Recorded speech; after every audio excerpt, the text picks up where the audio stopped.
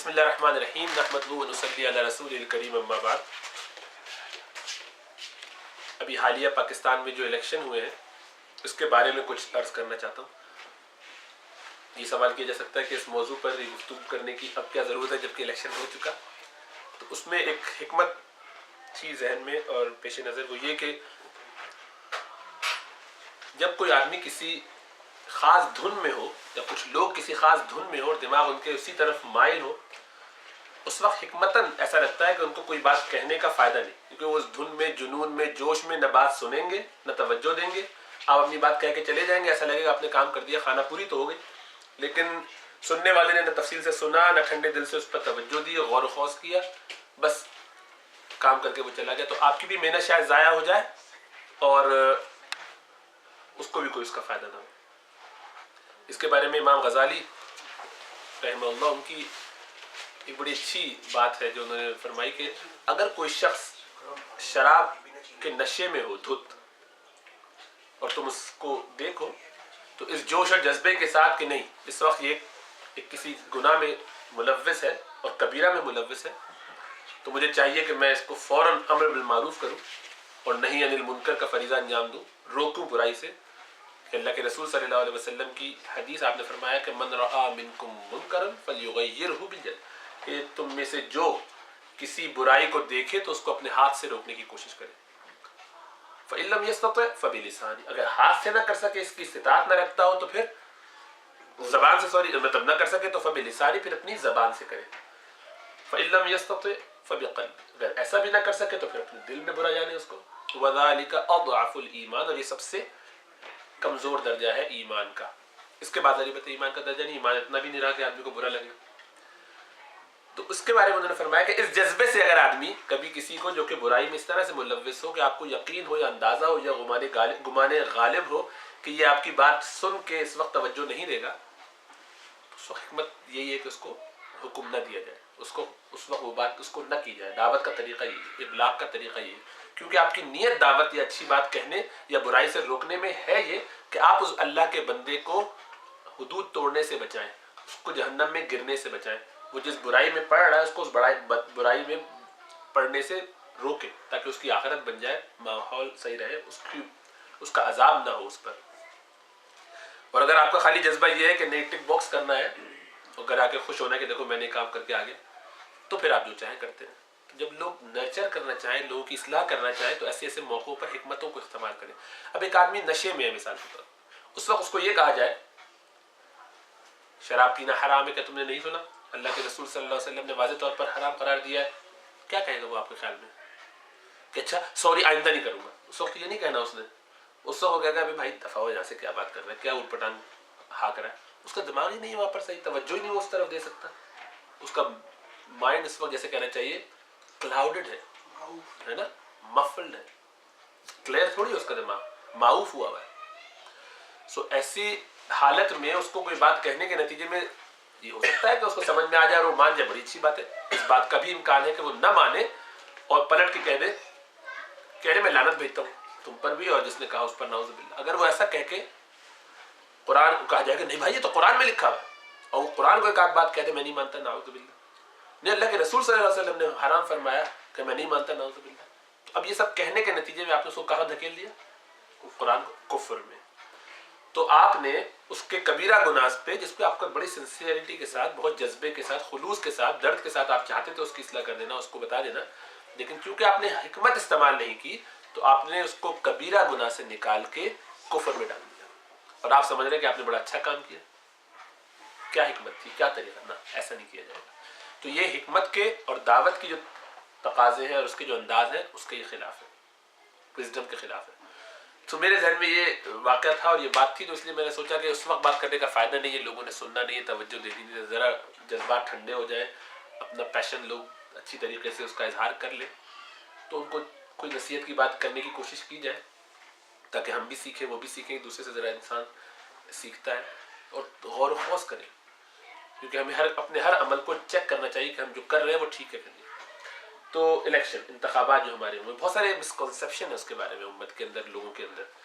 ایک تو بہت سارے لوگ یہ سمجھتے ہیں کہ الیکشن حرام ہے، اس کا دین سے کوئی تعلق ہی نہیں ہے، اس میں حصہ لینے والا گناہ کرتا ہے، جائز ہی نہیں ہے کام. تو یہ بالکل ٹھیک بات نہیں ہے. کچھ لوگوں کی ضرور یہ رائے ہے کہ الیکشن میں حصہ لینا جائز نہیں ہے، لیکن امت کے علماء کی اکثریت کی رائے الیکشن کے اندر حصہ لینے کے بارے میں یہ نہیں ہے، بلکہ ان کے نزدیک نہ صرف یہ کہ جائز، وہ کہتے ہیں واجب ہے. جس ملک میں اور بالخصوص پاکستان کے اندر تو الیکشن کی وہ صورت ہی نہیں. اس کی وجہ جو لوگ اس کو حرام کہتے ہیں، اس کی وجہ ایک بہت بڑی غلط فہمی ہے اور کم علمی ہے جو ڈیموکریسی کے بارے میں، اور سمجھتے چونکہ ڈیموکریسی میں اور الیکشن کے اندر چونکہ اس بات کی پاسبلٹی ہے، امکان ہے کہ سارے لوگ مل کے کبھی یہ طے کر لیں کہ نہیں بھی ایک اللہ نہیں 2 اللہ ہے، تو میجورٹی اگر یہ کہہ دے گی تو 2 اللہ ہو جائیں گے. تو اس لیے چونکہ اس بات کا امکان موجود ہے تو یہ حرام ہو گیا. ایسا نہیں. بالخصوص پاکستان میں ایسا بالکل بھی نہیں، کیونکہ پاکستان کے آئین میں یہ بات کھلی کلیئر کٹ طے شدہ لکھی بھی ہے کہ ہر حال میں حاکمیت اعلیٰ اللہ تعالیٰ کی ہی رہے گی. رسول اللہ صلی اللہ علیہ وسلم ہی کا حکم رہے گا، وہی سب سے اوپر رکھا جائے گا. جو کچھ ہوگا اس کے تحت، اس میں سے کسی چیز کے خلاف قطعیت کے ساتھ جایا نہیں جا سکتا. اس پر عمل ہوتا ہے کہ نہیں ہوتا اس سے بحث نہیں. ہم تو خالی اس کی تھیوریٹیکل گفتگو کر رہے ہیں. چونکہ اوپر آپ نے اللہ تعالیٰ کو جب حاکم مان لیا تو اس کے بعد شریعت کو اپنا اوور آل رولنگ بنا دیا، یعنی کیا کہنا چاہیے، آپ کا نافذ، وہی نفاذ کرنے والا شریعت. اللہ تعالیٰ جو ہے یا اللہ کی شریعت جو ہے، دین جو ہے ہمارا، اصل آپ کی سورس یہ ہے اوور آل جو ہے. ہاں، جو رول کرنے کی جو پاور ہے وہ کس کے پاس ہے؟ شریعت کے پاس. بالکل، وہ اللہ کے پاس ہے، اللہ کے رسول کے پاس ہے. جب آپ نے یہ بات طے کر لی اور اوپر اللہ تعالیٰ کو بنا لیا، اللہ کے رسول صلی اللہ علیہ وسلم کو اپنا حاکم اعلیٰ تسلیم کر لیا، تو اب نیچے جو بھی کچھ ہوگا اس میں حرام حلال کا ایشو بنے گا نہیں، ڈیموکریسی کی بھی ڈیفینیشن کے ساتھ. اس لیے کہ وہ سارے لوگ مل کے شریعت کے خلاف کوئی کام جب کر ہی نہیں سکتے تو یہ پاسبل ہی نہیں. تو آپ نے پہلے ہی اس کی جڑ کاٹ دی. الحمدللہ یہ اچھا ایک کام ہوا پاکستان میں بالخصوص، کہ اس لیے وہاں پر الیکشن کی کیفیت اور ممالک کے مقابلے میں مختلف ہے، اور اس لیے اس کو ایسے سمجھنا چاہیے. ایک بات. دوسری بات یہ کہ اس سب کے باوجود جو بھی آپ سمجھتے ہو، آپ اپنی رائے پہ مصر ہوا کریں. آپ کی یہ رائے ہے، آپ اس کو فالو کریں. لیکن جن لوگوں کی یہ رائے نہیں ہے ان میں اکثریت بڑے بڑے علماء کی ہے جنہوں نے اس کو جائز نہیں، میں نے جیسا کہا کہ واجب سمجھا. تو وہ کہتے ہیں، مفتی شفیع پاکستان کے مفتی اعظم گزرے رحمہ اللہ، ان کا فتویٰ یہ ہے. ان کے صاحبزادے مفتی تقی عثمانی جو ہیں، ان کا موجودہ زمانے میں فتویٰ، اور جتنے اکابرین ہیں اس کے اندر موجود ہیں، ان سب کا فتویٰ اسی طرح کا ہے. اور یہ سارے لوگ جو ہے باقاعدہ انہی الیکشنز میں حصہ لیتے ہیں جو اپنے علم کے ساتھ جانتے ہیں کہ یہ ٹھیک ہے، اور اس میں ووٹ ڈالنا بالکل نہ صرف یہ کہ جائز ہے بلکہ واجب ہے. وہ یہ کہتے ہیں کہ ووٹ، بہت سے لوگوں کے ذہن میں یہ ہے کہ شاید ووٹ دینا یا نہ دینا ایک دنیاوی مسئلہ ہے، ہم نے دیا، ہماری مرضی، نہیں دیتے ہماری. یہ نہیں ہے، ایسی بات نہیں ہے. ووٹ دینا شرعی ذمہ داری ہے، شرعی ذمہ داری ہے. جو شخص ووٹ نہیں دیتا وہ گناہ گار ہوگا. اس نے یہ سوچ کر ووٹ نہ دیا کہ جناب اس کا دین سے کیا تعلق ہے، میں کیوں دوں ووٹ. اس لیے کہ ووٹ ایک گواہی ہے. اکثر علماء کے نزدیک ووٹ کی کیفیت، اس کی حیثیت ایک گواہی کی سی ہے. اس لیے شرعاً ضروری ہے کہ آدمی اپنا ووٹ استعمال کرے. کتنی ہی نیک نیتی سے آدمی یہ جذبہ رکھے کہ ووٹ دینے سے میرا کیا فائدہ، یہ دنیاوی کام ہے، اس کا نقصان بہرحال ہوگا اور بڑے پیمانے پہ ہوگا. یہ ایسا ہی ہے کہ کہیں اگر نجاست ہو موجود اور اس نجاست کو صاف کرنے کے لیے اس میں خرابیاں بہت ہیں. اور یہ ہے کہ الیکشن کا جو سسٹم ہے ہمارا، اس میں اتنی خرابیاں اور اتنی گندگیاں ہیں کہ اچھا خاصا کوئی بھی آدمی جو کہ ذرا سا بھی سمجھدار ہو اور ذرا دیندار ہو اور اس میں کچھ موڈسٹی، شرم و حیا ہو اور اخلاقیات کا وہ علمبردار ہو، وہ ان چیزوں سے اس کی طبیعت میں ایک گھن آتا ہے، اس کو آتی ہے، ایک کراہیت آتی ہے سسٹم سے ہی. یہ کیسا سسٹم ہے کہ اس میں جا کے میں پڑھوں. تو وہ جذبہ ضرور اچھا ہے، اس جذبے کے نیک نیتی کے ساتھ وہ اس سسٹم سے لا تعلقی کا اظہار کرنا چاہتا ضرور ہے، وہ کرتا ہے اسی لیے.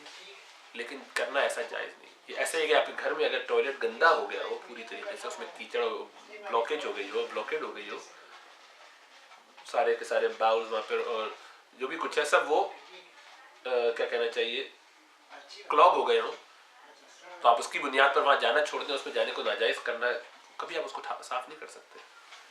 کچھ صاف ہی لوگوں کو کود کے اس کو صاف کرنا پڑے گا. ورنہ پورا معاشرہ اسی تعفن کا شکار ہو جائے گا جو کہ وہاں کے لوگ شکار ہوئے ہیں، جس کا وہ گندگی باہر نکل کے پھیلتی جائے گی، بڑھتی جائے گی، تو آپ کو نکل کے کمر کس کے اس کو صاف کرنا پڑے گا۔ جن لوگوں کا مزاج ہے وہ کرتے ہیں کچھ کو، لیکن آپ اپنے طور پر خاموشی سے ایک سائڈ پہ ہو کے نہیں بیٹھ سکتے کہ میرا کام تو ٹھیک ہے نا، میرا گھر ٹھیک ہے، برابر میں آگ لگا کرے۔ وجہ اس کی یہ ہے کہ ایسی نجاست اور ایسی گندگی جو ایک جگہ ہو اور اس کے پھیلنے کا امکان ہو، اس سے امت کا ایک بہت بڑا حصہ متاثر ہو سکتا ہو۔ عقل کا تقاضا یہی ہے اور دین کا تقاضا یہی ہے کہ اس کو روکنے کی کوشش کی جائے۔ جس کے اختیار میں جتنی برائی ہو روکنے کی طاقت، جس کے اختیار میں جتنی برائی روکنے کی طاقت ہو، اس کو اتنی ہی کوشش کرنی چاہیے اور اس سے اتنے ہی حساب سے سوال ہوگا۔ اس کے بارے میں اللہ کے رسول صلی اللہ علیہ وسلم کی ایک حدیث ہے جو ابو بکر صدیق رضی اللہ تعالیٰ عنہ سے مروی، آپ نے فرمایا کہ الناس اذا رأوا الظالم فلم يأخذوا على يديه او اوشك ان يعمهم الله بعقاب، کہ اگر لوگ ظالم کو دیکھ کر اس کا ہاتھ نہ پکڑیں تو کچھ بعید نہیں کہ اللہ تعالیٰ ان سب پر اپنا عذاب عام نازل کر دے۔ اوشک ان یعمہم اللہ بعقاب، کہ اللہ تعالیٰ ایک جنرل عذاب سب پر ڈال دے۔ اس کے قرآن جیسے کہتا ہے وَاتَّقُوا فِتْنَةً لَا تُصِيبَنَّ الَّذِينَ ظَلَمُوا مِنْكُمْ خَاصَّةً، کہ اللہ کی اس پکڑ سے بچو کہ جو جب آتی ہے تو اس میں خالی ان پر نہیں آتی جنہوں نے ظلم کیا، بلکہ دوسروں پر بھی آتی ہے۔ کیوں؟ تم نے کوشش کیوں نہیں کی اس کو روکنے کی؟ کہ اس شخص پہ ہی بستی الٹ دی جائے کہ جو عبادت گزار تھا، برابر میں گندگی ہو رہی ہے۔ نوح علیہ السلام کے زمانے کا جو واقعہ روایت میں آتا ہے، کیوں؟ اس نے کیا کوشش کی اس کو روکنے کی؟ تو ہمیں روکنا اس برائی کو جس درجے میں ہم روک سکتے ہیں اس درجے میں، مطلب مجھ سے یہ تقاضا نہیں کیا جائے گا کہ میں اونچے درجے پر حکومت اپنے محلے میں اپنے لیول پر ووٹ دینے کی حد تک میرے ایک ووٹ سے، اگر پھر بعض اوقات یہ غلط فہمی ہوتی ہے کہ جب ہمارے ووٹ تو ایک ووٹ سے کیا فرق پڑ جائے گا، نہیں، آپ کو اپنا کام کرنا ہے۔ آپ سے تو وہ تقاضا ہے جو شریعت کا کہ آپ نے اپنی بات کرنی ہے، اس میں فائدہ ہو یا نقصان ہو۔ جب اللہ کے رسول صلی اللہ علیہ وسلم نے دین کی طرف فرسٹ ٹائم لوگوں کو بلایا، پہلی دفعہ جب آپ نے دعوت دی خاندان والوں کو جمع کر کے، خاندان کے کتنے لوگوں نے ساتھ دیا تھا؟ کسی نے بھی نہیں، صرف حضرت علی نے، کمزور سا 10 سال کا بچہ جس کو اس وقت ان کی آنکھیں بھی دکھتی تھی، پاؤں میں بھی ان کی کمزوری تھی، اللہ کے رسول میں آپ کا ساتھ، آپ نے بولا میں علی بیٹھ جاؤں، تھوڑی دیر پھر وہی کھڑا۔ وہ بھی سوچ سکتے تھے کہ کوئی اور ساتھ ہی دے رہا، میں کیا، میرے اکیلے سے کیا فرق پڑ جائے گا؟ نہیں، ایسا نہیں ہوتا۔ حق کے لیے اٹھنے والے ایک ہوں، آدھا ہو، جتنا بھی ہو، انفروا خفافا وثقالا، نکلو اللہ کی راہ میں، ہلکے ہو یا بوجھل، کرنا پڑے گا یہ کام، محنت کرنی پڑے گی جس کے جتنے اختیار میں۔ تو آپ اپنا بستر چھوڑ نہیں سکتے، باہر نکل کے ایک ووٹ اپنا کاسٹ کرنے کے لیے تیار نہیں ہے، اس لیے کہ اس سے بہتر ہے میں ٹی وی پہ اپنے میچ دیکھتا رہوں یا فلمیں دیکھتا رہوں یا اور کوئی کام کرتا رہوں۔ بالکل ناجائز عمل ہے، بالکل غلط عمل ہے، ایسا نہیں کرنا چاہیے، بلکہ لوگوں کو اپنے طور پر جو کر سکتے ہیں ان سے اسی کی پوچھ ہوگی۔ اچھا بھائی ہم نے ووٹ دیا ایسے تو وہ جیتے، کوئی فرق نہیں پڑتا۔ پھر وہی والا واقعہ کہ اللہ تعالیٰ نے آپ کو صرف کوشش کا کہا، لیس للانسان الا ما سعى، جس چیز کی کوشش کرتا ہے وہ مل جاتی ہے، وہ اللہ تعالیٰ کے اس کا اجر مل جائے گا، کام آپ کا بن جائے گا، لیکن کوشش آپ سے مطلوب ہے، آپ کوشش کریں گے۔ ایک بزرگ کو خواب میں آیا کہ بھئی یہ جو برابر میں تمہارے گھر کے باہر بڑا سا پتھر ہے، اس کو دھکا لگاؤ، راک سا، یہ باہر نکلے، دھکا لگایا، ہل کے نہ دے، بڑا واپس گھر میں گئے، ایکسرسائز کی، کچھ ریسٹ کیا، کچھ کھایا وایا پیا خوب، کیا 16 مغز ہوتے ہیں جو کچھ، پھر گئے جا کے پھر دھکا لگایا، نہیں، 3-4 دن تک کوشش کرتے رہے، ہلا نہ سکے، پھر چھوڑ دیا۔ پھر خواب میں دوبارہ کوئی اللہ تعالیٰ کی آواز ان کو آئی ہے کہ اس طرح کا کچھ القاء ہوا کہ تمہیں کہا گیا تھا اس کو دھکا لگاؤ، تم نے چھوڑ دیا۔ یا اللہ آپ نے دیکھا میں نے بڑی کوشش کی، کئی دن میں لگا رہا، خوب میں نے ایکسرسائز کر کے بڑی محنت کر کے کھا پی کے دھکا لگانے کی کوشش کی، وہ ہل کے ہی نہیں دیا تو میں نے چھوڑ دیا۔ تو سوال ہوا کہ بھائی آپ سے کہا کیا گیا تھا؟ دھکا لگا۔ تو آپ سے ہم نے کب کہا تھا کہ دھکا لگا کے ہلا بھی دو؟ سوال کتنا تھا، آپ اس سے آگے نتیجے کے اوپر کہاں سے پہنچ گئے اپنی طرف سے۔ تو آج ہمارا امت کا حال، ایک بڑی غلط فہمی یہ بھی ہے، ہم نتیجہ دیکھتے ہیں، ہم نے کوشش کی، رزلٹ تو آیا، تو رزلٹ سے آپ سے کہا کس نے؟ رزلٹ آپ کی مرضی سے آتا ہے یا رزلٹ اللہ تعالیٰ کی مرضی سے آتا ہے؟ آپ کے لیے جو حکم ہے، جو نصاب آپ کا ہے یا ہوم ورک جو آپ کا ہے، وہ یہ کہ آپ کوشش کریں، آ جائے رزلٹ بہت اچھا ہے، نہیں آیا تب بھی بہت اچھا ہے۔ حضرت ابراہیم علیہ السلام کو جب دعوت کے لیے بھیجا گیا ان کی قوم میں، اللہ تعالیٰ فرماتے ہیں کہ ہم نے وَآتَيْنَاهُ فِي الدُّنْيَا حَسَنَةً، دنیا میں اس کو بھلائیاں عطا کر دی، اور ایمان کتنے لوگ لائے؟ فَآمَنَ لَهُ لوط، لوط علیہ السلام ان پر ایمان لیا۔ نہ ابا لے کے آئے، نہ گھر والے لے کر آئے، بلکہ نکال کے باہر کیا بستی سے. اپنے شہر میں عراق میں کسی نے کوئی مان نہیں لایا. ایک لوط علیہ السلام، وہ بھی نبی تھے، ہونے والے نبی تھے فیوچر میں. تو اتنے تھوڑے سے لوگوں کے ایمان لانے سے دنیا اور آخرت کی بھلائی اللہ کہتے ہیں ہم نے ان کو دے دی. ہمارے آپ کے نزدیک، بہت سے لوگوں کے نزدیک آخرت پہ یا دنیا میں کامیابی کا معیار یہ ہے کہ رزلٹ یہیں آ جائے، امیجیٹ رزلٹ چاہیے. ایسا نہیں، وہ اللہ تعالیٰ دیتے ہیں. نیک کام کریں گے تو وہ اخرى تحبونها نصر من اللہ فتح قریب، قریب کی فتح بھی اللہ دیتے ہیں، لیکن وہ مطلوب نہیں ہوتا. اصل مطلوب تو اللہ کی رضا ہوتی ہے، اللہ کا کام ہوتا ہے. اللہ نے جو حکم دیا مجھے وہ کرنا ہے، اس کے نتیجے میں مجھے کچھ حاصل ہو جائے بہت اچھا، نہیں حاصل ہو تب بھی بہت اچھا. میں نے اپنا کام تو پورا کر لیا، بھلے وہ میں اکیلی. وہ جو حضرت ابراہیم علیہ السلام ہی کے اس واقعے میں بعض روایتوں میں اس طرح سے آتا ہے، وہ سبق سمجھانے سکھانے کے لیے کہ جناب آگ جلائی جب گئی اور وہ اس میں تشریف لے جانے لگے، وہ اب آگ اتنی پھیلی ہوئی ہے یہاں سے وہاں تک، تو ایک چڑیا اپنی چونچ میں فرات پہ جا کے پانی کا قطرہ لیا اور آگ کے، ظاہری بات ہے وہ ہیٹ اس کی اتنی ہوتی ہے جہاں تک اگر آگ ہے تو اس سے بہت اوپر تک اس کی ہیٹ پہنچتی ہے، تو وہ اور اوپر سے جا کے وہ پانی کا قطرہ پھینکا، پھر واپس آئی جناب، پھر ایک قطرہ پھینکا، پھر واپس 3 4 5 6 چکر لگانے کے بعد دور سے پانی لا کے بیچاری ایک ایک چوٹی، اب اس کے منہ میں جو ایک چونچ میں کتنا قطرہ آ سکتا ہے. تو شیطان نے آ کے پوچھا، بھی چڑیا آپ کیا سمجھتی ہیں میری بڑی محنت ہے، اتنی بڑی میں نے یہ آگ جلائی ہے، اس کو آپ اپنے اس پانی سے بجھا دیں گے؟ تو کہا کہ نہیں، مجھے پتا ہے، یقین ہے مجھے کہ میں کچھ نہیں کر سکتی یا کچھ نہیں کر سکتا، میں مبتانی مرد تھا، مذکر تھا عورت، لیکن میری خواہش یہ ہے کہ قیامت والے دن اللہ تعالیٰ مجھے ابراہیم علیہ السلام کے حمایتیوں میں شامل کر لے. بس اتنا ہی کام ہے میرا اور آپ کا. کام اتنا ہی ہے کہ اگر ہم تنکے سے روک سکتے ہو پہاڑ جیسے شخص کو تو ہم کوشش کریں. جس چیز کی ہم کوشش نہیں کریں گے وہ وہاں پکڑو گے. اگر میں اتنی کوشش کر سکتا تو میں نے وہ نہیں کی تب پکڑو. اس کوشش کے نتیجے میں میں دریا کو نہیں روک سکتا، کوئی فرق نہیں پڑتا. بہت بڑا سا آگے سے کوئی گولا لڑکتا ہوا چلا آ رہا ہو اور مجھے پتا ہو کہ میں اس کو اپنے ہاتھ سے روک نہیں سکتا، میرا بچہ لیکن میں کہوں بیٹا مر جاؤ کوئی بات نہیں، اتنا بڑا سا وہ گولا چلا آ رہا ہے، میں تو اس کو روک نہیں سکتا. اگر میں نے اس وقت کوشش نہ کی تو میں گناہ گار ہوں گا. ہاں میں نے کوشش کی، میں بھی مر گیا وہ بھی مر گیا، ٹھیک، افسوسناک حادثہ ضرور ہوا، لیکن اللہ کے مجھ پر اس پر کوئی پکڑ نہیں. لیکن ہم ایسا کرتے بھی نہیں، دنیاوی معاملات میں ایسا نہیں کرتے.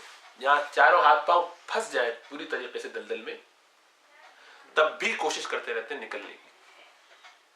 جب ذمہ داری دین کی آتی ہے، اللہ کی طرف سے کوئی حکم آتا ہے، اس میں ہر آدمی اپنا سوچ کے آرام سے بیٹھ جاتا ہے. جب قوموں میں اور امتوں میں اور لوگوں میں ایسے جذبات ہوں جو کسی کے خنجر چلے گا نہ تلوار ان سے بازو میرے آزمائے ہوئے والی کیفیت، کہ نہ کسی کی بات ماننی ہے نہ کسی کا حکم سننا ہے، اپنی مرضی چلانی ہے، تو یہ مسائل ہوتے ہیں. اچھا ایک مسئلہ یہ بھی ہے کہ ہر آدمی اتنا اوپینینیٹڈ ہے، ہر ایک کی اپنی ایک رائے ہے، اور اس رائے پر اس کو اتنا یقین اور یکسوئی ہے کہ اس سے زیادہ تو کوئی جانتا ہی نہیں.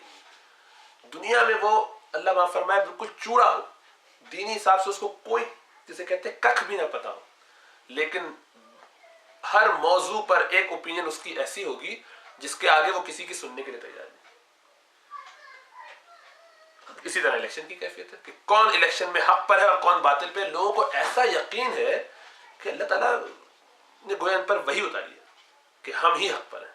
جو پی ٹی آئی والے ہیں ان کے نزدیک پی ٹی آئی تو اس وقت عمر بن عبدالعزیز کی مثال کوئی قائم کرنے والی جماعت ہے. جو جماعت اسلامی والے ہیں ان کا خیال یہ ہے کہ امت میں ان سے زیادہ اونچے درجے پہ کوئی نہ پہلے تھا نہ کبھی ہو سکتا ہے. اس کے عوام کی بات کر رہا ہوں، اور سارے باقی لوگ باطل میں. جو ایم کیو ایم والے ان کے نزدیک ظلم کے خلاف ان سے بڑی کوئی آواز ہی نہیں، اور وہی صرف نجات دہندہ ہے، بلکہ ان کے علاوہ کوئی اور کچھ کرنے والا نہیں.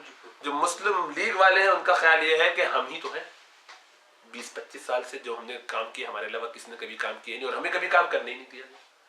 ہر پارٹی اسی طریقے سے، وہ پیپلز پارٹی، مطلب میں کسی ایک پارٹی کو فیور نہیں کرتا، نہ کرنا چاہیے کہ آپ، میں سمجھتا ہوں کہ سارے کام اپنے اپنے طور پہ یہ لوگ کرتے ہیں، ان میں اچھائیاں بھی ہوں گی اور برائیاں بھی ہیں، لیکن یہ سارے اپنی اپنی رائے پر عمل کریں گے. ظاہری بات ہے جس چیز کو وہ حق سمجھتے ہیں اس کو پیش کرتے ہیں، اس میں کوئی بری بات نہیں ہے. اور ظاہری بات ہے آپ اپنے آپ کو ٹھیک سمجھتے ہیں اور دوسرے کو اپنے مقابلے میں غلط سمجھتے ہیں جب ہی آپ اپنی پارٹی کو یا اس کا جھنڈا لے کر چلتے ہیں. لیکن اس میں وہی جو فقہا کا طریقہ رہا وہ ذہن میں ہونا ضروری ہے کہ ہم اپنی رائے کو اپنے علم کی بنیاد پر ٹھیک ضرور سمجھتے ہیں، لیکن اس بات کا امکان رکھتے ہیں کہ ہم غلط ہو سکتے ہیں، احتمال ہے اس بات کا کہ ہم غلط ہو، لیکن ہم سمجھتے ہیں کہ ہم صحیح سمجھتے ہیں، اس پر عمل کرتے ہیں۔ یہی ہونا چاہیے۔ جو اپنے آپ کو حق سمجھتا ہے اس قطعیت کے ساتھ کہ اس میں غلطی کا امکان ہی نہیں ہے، اور اس کے فالوور بھی اگر ایسا سمجھتے ہیں، تو یہ سارے لوگ شریعت ساز بننے کی کوشش کرتے ہیں۔ یہ خود اپنے طور پر گویا ان پر وحی آئی ہے، یا ان کو کوئی اللہ تعالیٰ نے کوئی کتاب دی دی جس میں یہ بات لکھی، قرآن آیت ان کے پاس موجود ہے کہ یہ حق پر ہے۔ آپ کو کیسے پتہ چل گا کہ جو کام آپ کر رہے ہیں وہ عین قرآن و حدیث کے بالکل، الا یہ کہ آپ عالم دین ہو، آپ علماء سے ڈسکس کر کے چیزیں چلتے ہو، اور علماء کرام کی بھی ایک جماعت کے ساتھ، ایک دو لوگ نہیں ہوں گے، آج کل ایک دو لوگوں سے بڑا مسئلہ ہوتا ہے، پوری ایک شورا ہونا ضروری ہے۔ اور وہ بھی جو کہیں گے، مزے کی بات یہ کہ وہ بھی اجتہادی ہوگی، وہ بھی اجتہادی ہوگی، قطعیت کے ساتھ وہ بھی نہیں کہہ سکتے۔ قطعیت تو صرف قرآن و حدیث جو الہامی طور پر کسی کو مل جائے تو اس کا ہو سکتا ہے، لیکن کہاں کسی کو ملتا ہے؟ انبیاء کے بعد، اللہ کے رسول کے بعد صلی اللہ علیہ وسلم، اب تو کوئی وحی نہیں آنے والی ہے۔ تو میں کسی کو رد نہیں کر رہا یہ کہہ کے وہ غلط ہے یا صحیح ہے، میں خالی یہ کہنا چاہ رہا ہوں کہ ہمارا یہ ایٹیٹیوڈ ٹھیک نہیں ہے کہ ہم جب جس چیز کے لیے پیشنیٹ ہو جاتے ہیں، جس کو اپنا لیتے ہیں، اس کے لیے پھر ساری حدیں پار کر دیتے ہیں۔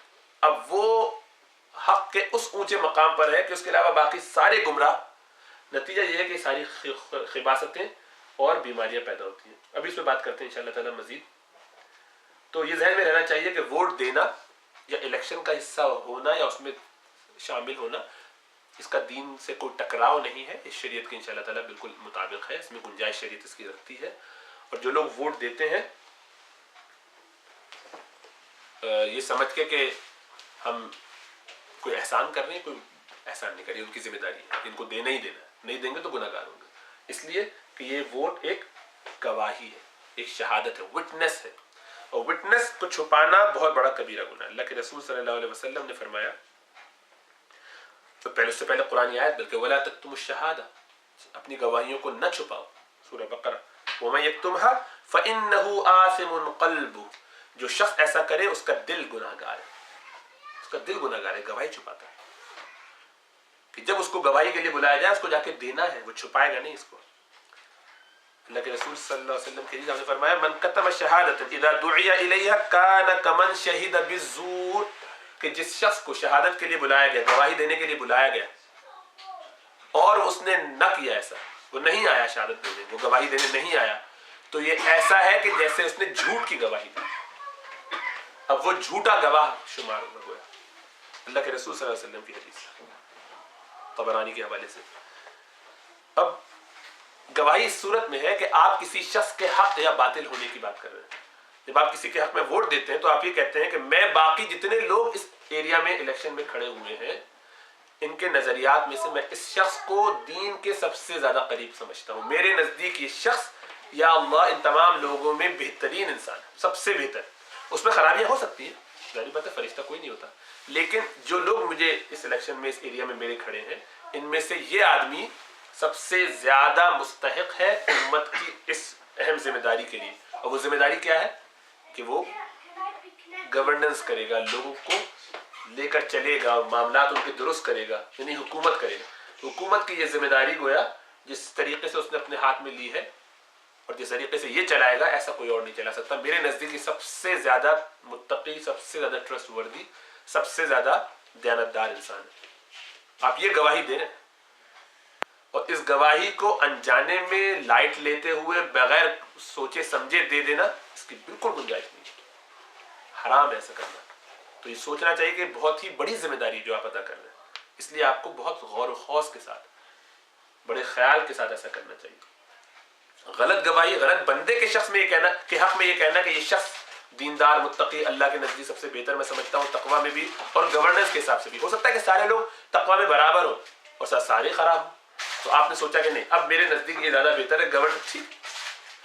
کہنے کا مطلب یہ کہ ان سارے لوگوں میں آپ کو آئیڈینٹیفائی کر کے اندازہ لگانا ہوگا، ڈسکس کر کے، لوگوں سے پوچھ کے، کچھ اپنی عقل استعمال کر کے، آنکھیں بند کر کے کام نہیں کر سکتے۔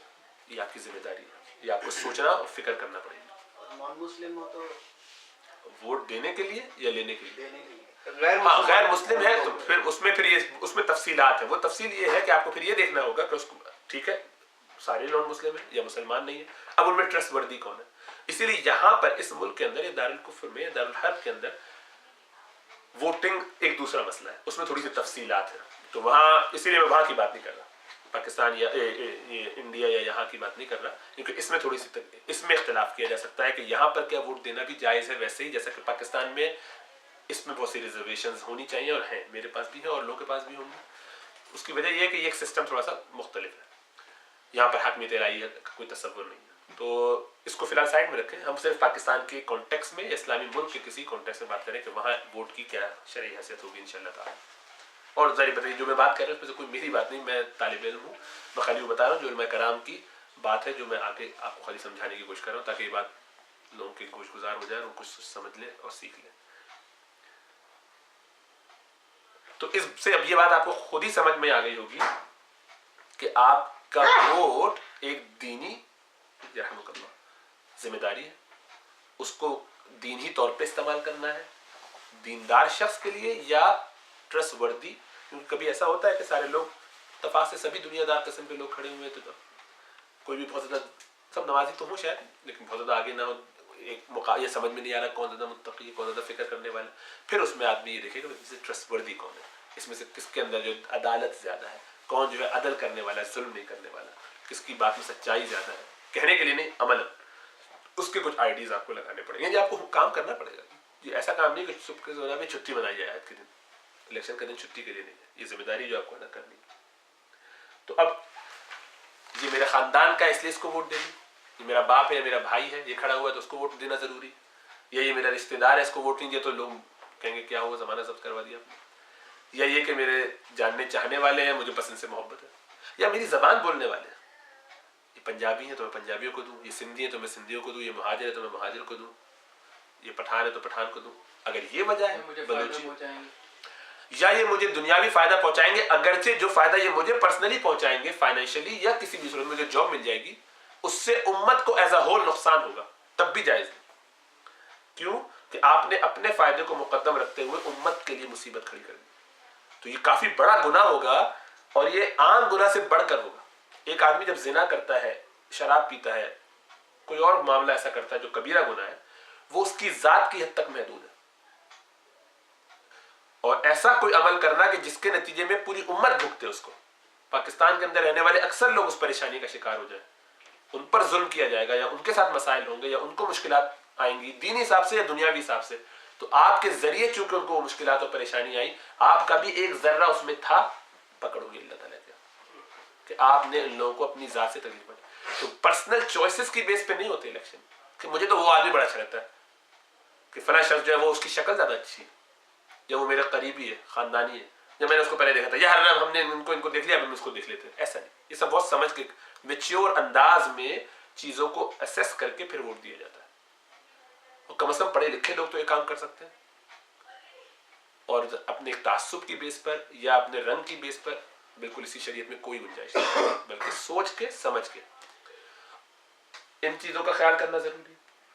کبھی کبھی یہ ہوتا ہے کہ یہ کینڈیڈیٹ اسٹرانگ ہے یہی جیتے گا، بجائے اس کے کہ میرا ووٹ ضائع ہو جائے اسی کو ووٹ دے دیتا ہوں تاکہ میرا ووٹ بھی کام آ جائے. یہ بالکل غلط کانسیپٹ، اس کی کوئی اہمیت نہیں ہے اس بات کی، بلکہ یہ ہونا چاہیے کہ وہ اکیلا آپ کا ہی ووٹ اس کو پڑے، لیکن وہ اگر حق ہے تو آپ نے حق کی شہادت دی. اس شہادت حق کے بارے میں جیسے اللہ تعالیٰ جگہ جگہ قرآن میں فرماتے ہیں کونوا قوامین للہ شہداء بالقسط، عدالت کے ساتھ کھڑے ہو جاؤ. ولا یجرمنکم شنآن قوم علی الا تعدلوا، اس کی تفصیل ابھی آگے میں بیان کروں گا تھوڑی سی. اور تو یہ احساس کہ میرے پاس ایک ذمہ داری ہے، ایک امانت ہے جو مجھے ادا کرنی ہے، اس کا احساس ہونا چاہیے، اس کا خیال ہونا چاہیے، اور ایک دوسرے کو سکھائیں، بتائیں، سمجھائیں انشاءاللہ تعالیٰ. اب الیکشن میں بہت سے مفاسد ہیں، لیکن خاص طور سے کیمپین کے دوران ایسی ایسی چیزیں ہوتی ہیں اور وہ پھر چلتی رہتی ہیں، خطرناک چیزیں، ان سے بچنا چاہیے. الیکشن کیمپین میں لوگ نہ بچیں، آئندہ اب اس پر توبہ کریں کہ کیا کیا خرافات، کن کن غلط باتوں کا میں نے صدور کر لیا، جن کا باتیں مجھ سے ہو گئی، اس پر میں اللہ تعالیٰ سے سچے دل سے توبہ کر کے آئندہ نہ کروں، ان باتوں کو ریپیٹ نہ کروں. ایک بات تو یہ ہوتی ہے کہ خود جو شخص الیکشن میں کھڑا ہو رہا ہے اس کو یہ جانچنا چاہیے، کہ سوچنا چاہیے کہ وہ کیا کر رہا ہے. دین کی اس تعلیم کے وہ خلاف کھڑا ہوا ہے کہ اللہ تعالیٰ یا دین کے نزدیک حدیث کی روشنی میں یہ پسندیدہ نہیں ہے کہ آدمی اپنے آپ کو خود پیش کرے کسی منصب کے لیے. کیوں کہ یہ بہت بڑی ذمہ داری ہے جو اپنے کندھے پر لیتا ہے. پھر وہ اگر وہ ذمہ داری پوری نہ کرے تو قیامت میں اس کی بڑی شدید پکڑ ہوگی. اب یہ شخص کھڑا ہوا ہے الیکشن میں کس امید پر؟ اس سے مجھے نام و نمود مل جائے, میں بڑا پاپولر ہو جاؤں, مجھے کچھ مال مل جائے, میرا بزنس کنٹینیو رہے, اسٹیبلش ہو جائے اور زیادہ. اس طرح کے اگر خواب ہیں مال کمانے کے یا اور کچھ جائز ناجائز, نام و نمود بھی خالی, دکھاوا بھی خالی, بالکل حرام. ایسا سوچ کے اس طریقے سے نیت ہی خراب ہے اس شخص کی. اس کا تقوی بھی اس کو اس خراب نیت کے ساتھ بچا نہیں سکتا. تو اپنی نیت کو چیک کرے. ٹھیک ہے, سسٹم ہے جس میں نومینیٹ کیا, زیادہ اچھا یہ ہو کہ آپ کی پارٹی کے لوگ جس پارٹی میں آپ ہیں وہ آپ کو نومینیٹ کریں اور آپ دل میں یہ رکھیں کہ نہیں میں نہیں چاہتا ایسا کرنا, میں اوائڈ کرنا چاہتا ہوں, لیکن مجھے زبردستی کہا گیا ہے کھڑے ہونے کے لیے تو میں اس لیے کھڑا ہوں. یہ مزاج ہونا چاہیے, بجائے اس کے کہ مجھے نہیں کھڑا کیا اس علاقے سے, میں پارٹی چھوڑتا ہوں اور جا کے ان کے ساتھ جوائن کر لیتا ہوں. تو یہ جو یہ ہے نا حکومت حاصل کرنے کا اور مال اور نام اور یہ سب چیز, یہ خطرناک چیز ہے. بلکہ ایک روایت میں آتا ہے کہ یہ گویا الٹی چھری سے ذبح یا کند چھری سے ذبح کرنے کے برابر ہے. کتنی تکلیف ہو ایک آدمی کو کند چھری سے اگر کاٹا جائے. شارپ نائف سے بھی کاٹنا خطرناک ہے, فوراً تکلیف ہوگی بہت زیادہ ہوگی, لیکن اگر کند ہو تو کتنی دیر لگے گی وہ اسی گردن کٹنے میں, اور اس وقت تک وہ تڑپتا ہے. فرمایا کہ فرات کے کنارے بھی اگر ایک کتے کا بچہ, ایک کتا مرا ہوا پڑا ہو, بکری کا بچہ مرا پڑا ہو, تو پکڑ میری ہوگی کہ اس کو کھانا پوچھا کیوں نہیں. تمہیں فرمایا فرات کے کنارے بھی بکری کا بچہ اگر مر جائے بھوک سے, میری ذمہ داری ہے کہ اس کو میں نے پوچھا کیوں نہیں.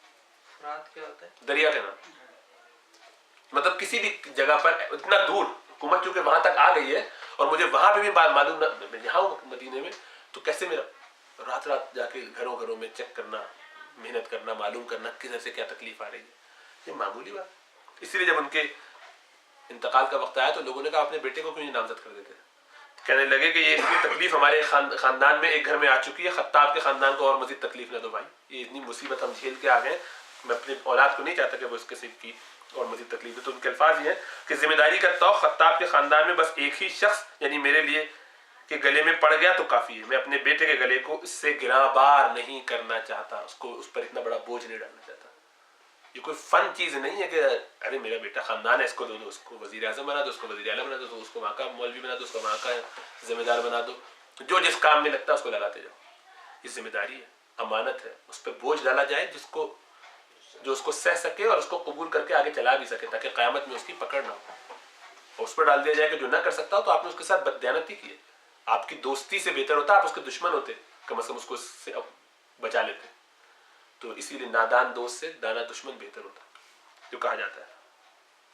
تو انتخابی مہم کے یہ جو مفاسد ہیں ان میں سے پہلا یہی کہ آدمی تڑپ, شوق, جذبہ, لالچ حکومت کی, اس سے بچنا چاہیے.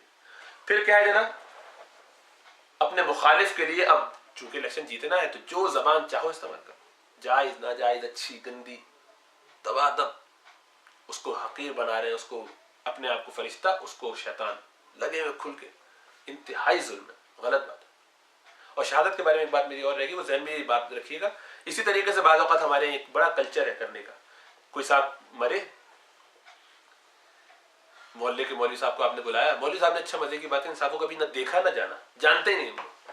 مولوی صاحب سے دعا کا کہا گیا, مولوی صاحب یا عام آدمی جو بھی پہلا کام وہ دعا میں کہتے ہیں بھائی بڑا افسوس ہوا, حضرت مر گئے, بڑے اچھے تھے. آپ کو کیا پتا کہ بڑے اچھے تھے کہ نہیں تھے؟ اگر آپ نہیں جانتے تو یہ آپ گواہی دے رہے اس کے بارے میں. تو آپ کو بہت محتاط ہونا چاہیے. جس طرح اس کے بارے میں اچھی گواہی نہیں دینی چاہیے, بری گواہی کوئی گواہی نہیں دینی چاہیے. اگر آپ نہیں جانتے, آپ گھر میں داخل ہوتے ہیں اور جنازے میں روتے روتے کہ بڑے نیک تھے. بھائی وہ نیک نہیں تھے, وہ تو اسلام چھوڑ کے مرے. اچھا سوری پتہ نہیں. یہ ایک کلچر ہے کہ جو آئے گھر میں داخل ہو کسی کے مردہ, اس کا تعزیت کرنے کے لیے, اس کا دل ٹھنڈا کرنے کے لیے, رکھنے کے لیے جھوٹی تعریف کر دیتے ہیں. بالکل نہیں کرنا چاہیے. آپ چپ رہیے, آپ کو جب نہیں پتا آپ مت کہیے اس کے بارے میں کچھ. زبردستی اپنے کندھے پہ ایک ذمہ داری لے کر اپنی گردن نہ پھنسوائیں. آپ کو پتا ہے تو کیجیے, ورنہ نہ کیجیے. تو خیر وہ گواہی کے بارے میں بات تھی. دشمن, اب جو مخالف ہے اس کو آپ نے ایسا دشمن بنا لیا کہ وہ ایسی نفرت ہے کہ شکل دیکھنا پسند نہیں. और दिलों में बुग़्ज़, कीना, हसद लेके बैठे हैं और उसके बारे में जो चाहे ज़बान से उगलते रहे और समझते हैं कि ये बहुत अच्छा तरीका है। इलेक्शन जीतने की टैक्टिक्स है, ये सारी टैक्टिक्स जहन्नम में जाने की टैक्टिक्स है, जहाँ वो दयानत के साथ ना हो, बददयानती के साथ हो। कभी हो सकता है ऐसा कि आपको वो बात कहनी हो जो दुश्मन या मुखालिफ या जो आपका ओपोनेंट है उसके बारे में आप कहना चाहते हैं, इसलिए कि वो बात लोगों तक पहुंच जाए और वो हो हक बात जिसकी आपने तहकीक कर ली हो, तो आप उसको बड़े सीधे अंदाज में जितनी है उतनी, बढ़ा चढ़ा के नहीं, उसको उसमें और नमक मिर्ची लगा के नहीं, बल्कि जितनी बात है उतनी बात तो कह सकते हैं ताकि वो आवाम को पता चले नबी साहब ने फला अमल गलत किया था, आपको लोगों याद है, तो इंशाअल्लाह ताला इसकी गुंजाइश निकलती है, गुंजाइश निकलती है। जायज़ इसको भी कहना बड़ा मुश्किल है सिवाय इसके कि शायद गुंजाइश हो, वरना गीबत का इसमें इस्तेमाल है, झूठ का अगर झूठ हो तो बोहतान और सच हो तो गीबत का एहतमाल है। लेकिन उम्मीद है इंशाअल्लाह ताला क्योंकि पब्लिक में इस तरह से अवेयरनेस कभी कभी पैदा करने की ज़रूरत होती है, तो ऐसे कभी कुछ बातें जो यकीन के दर्जे में आपको मालूम हो, मिसाल के तौर पे आप कोई आदमी बैठ के ये कहता रहे फला शख्स उन्होंने इतना माल खा लिया, आपको कोई यकीन है कि उसने वाकई खाया है कि नहीं खाया? फला शख्स ने फला जगह धांधली की, आपको यकीन है आप क़यामत के दिन इस बात की गवाही दे सकते हैं फला सब ने फला हुकूमत में इतना पैसा खा लिया था? अगर ये आपको यकीन है, इसके स्टेटिस्टिक्स आ गए गवर्नमेंट की तरफ से, किसी भी तरीके से आप पर्सनली जानते हैं, तब तो ठीक है। नहीं मालूम, किसी के कहे से ना कहें वो फला लीडर ने कहा था, वो फला किताब में आया, ये कोई दलील क़यामत के दिन नहीं है। अल्लाह के रसूल सल्लल्लाहु अलैहि वसल्लम ने जो फरमाया कि मल मुफलिस वाला, मुफलिस कौन है, बैंकरप्ट कौन है, आपने फरमाया कि वो कि जो क़यामत के दिन बड़े नेक अमाल लेकर आए और उसके बाद जन्नत में जाने का उसका वक्त आए तो लोगों की लाइन लग जाए और लोग कहें या अल्लाह इसने मुझ पर झूठ बांधा, इसने मुझ पर बोहतान लगाया, अल्लाह ताला इसकी नेकियां उसको देते जाए, यहाँ तक कि लोगों की लाइन ख़त्म ना हो, इसकी नेकियां ख़त्म हो जाए, फिर उनके गुनाह इसके खाते में डाला जाए।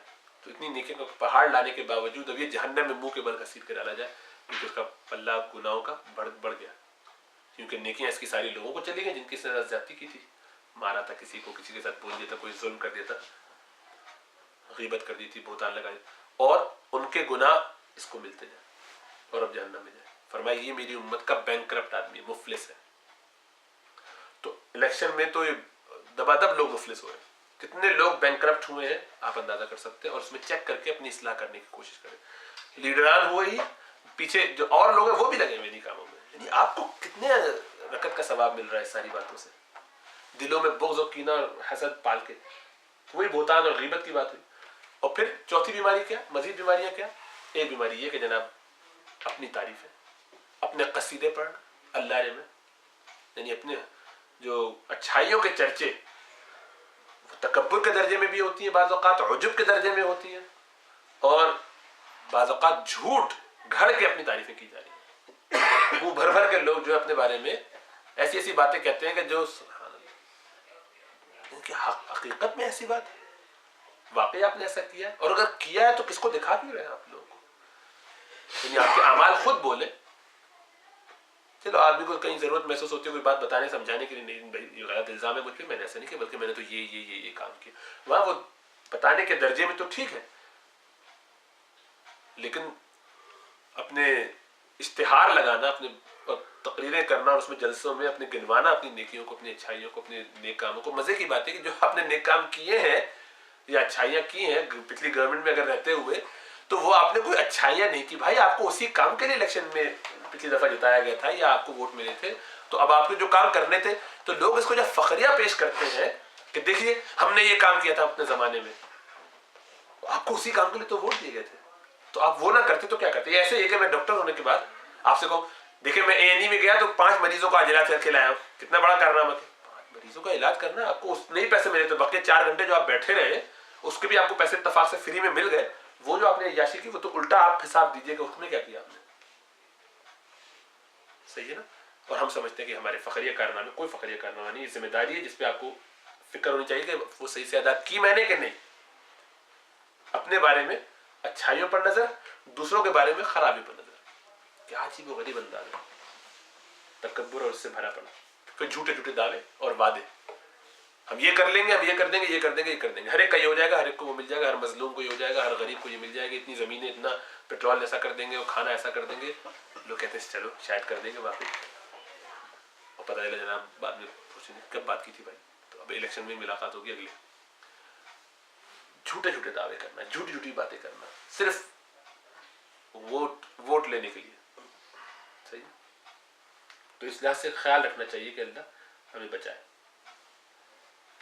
अब कई लोगों को धमकिया के, कई लोगों को दबा के, कई उनको पैसा दे के, खरीद के, धांधलियां करके, गलत तरीके से काम करके ये समझना कि इस तरीके से मैं हुकूमत में, एक तो वो पहले ही गले में तौक है ये हुकूमत को हासिल करना, वही ठीक नहीं था, और उसको अपनी जहन्नम बना लेना अगर आपकी नीयत उसमें काम करने की ना, और आपका इरादा ये हो कि झूठे झूठे वादे करके मैं वोट लेके फिर देखा जाएगा पार्टी करेंगे, खानदान वाले याशी करेंगे, पूरे सब लोग सेटल होंगे, ये करेंगे, जो भी बिजनेस अपना एस्टेब्लिश करेंगे, अगर ये सब है मतलब, तो आप तो अपनी जहन्नम के लिए या अपनी कब्र खोद रहे हैं खुद आखिरत के हवाले से, और जहन्नम में गढ़ा अपने लिए तैयार कर रहे हैं, और उसके लिए कोशिश क्या करें, दूसरों को धमका रहे हैं, खबरदार मुझे जाने दो इस रास्ते पर, और उनसे वोट लेके अपने लिए तैयार कर, मुखालिफिन पे जोर जबरदस्ती करके, अपनों को पैसे दे के, यानी आदमी खुशी खुशी जहन्नम में चला जा रहा है, उसको पता ही नहीं, उसको एहसास ही नहीं कि वो क्या कर रहा है, और कल क़यामत के दिन जब खड़ा होगा और देखेगा अपने नामा अमाल को, तो उसकी चीखें निकल जाएंगी, वो पलट के आने का वहां पर कोई चांस नहीं होगा।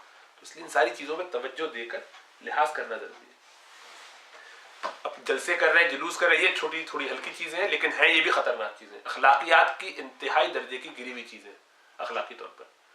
जलसे कर रहे हैं, पूरे रास्ते यहाँ से वहां तक के ब्लॉक किए, जितने इंसानों को आपकी जात से तकलीफ हो रही है, आप उन जगहों पर करें कि जहाँ से रास्ते ब्लॉक ना हो। मिसाल के तौर पे ये जो लोग गए हैं उनको इतनी तमीज और एजुकेशन उनको दीजिए, उनको इतनी समझ दीजिए कि ऐसा ना करो कि तुम रास्ते ब्लॉक करो।